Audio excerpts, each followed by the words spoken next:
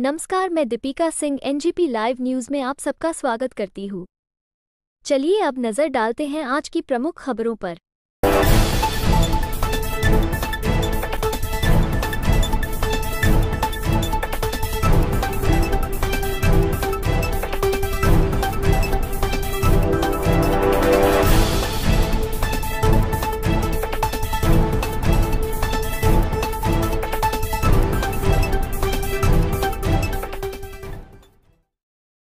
महाराष्ट्राच्या 97,100 बूथवर आज आणि उद्या महात्मा फुले जयंती आहे।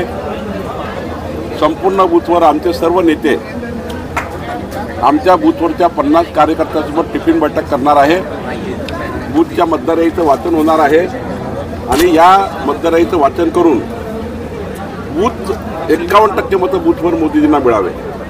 विकसित भारताचा संकल्प मोदीजींनी केला आहे। प्रत्येक बूथवर 51% मताची तयारी आम्ही करतो आहे आणि मला असं वाटतं एक मत कुठं आहे त्यांच्याशी आम्ही चर्चा करू।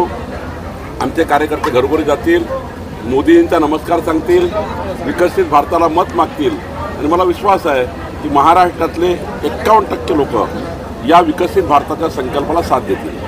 भाजपच्या स्थापनेपासून तेव्हाच्याही काळामध्ये आमचे कार्यकर्ते कमी होते, पण आपापल्या घरून टिफिन आणायचे, हॉटपॉट आणि मॅन टू मॅन रिलेशनशिप असायची।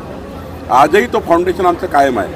आजही त्या फाउंडेशनला धरून आम्ही काम करतो आहे आणि मला वाटतं या टिफिन बैठकीतनं जे आमचे पारिवारिक नातं आहे ते अजून घट्ट होईल।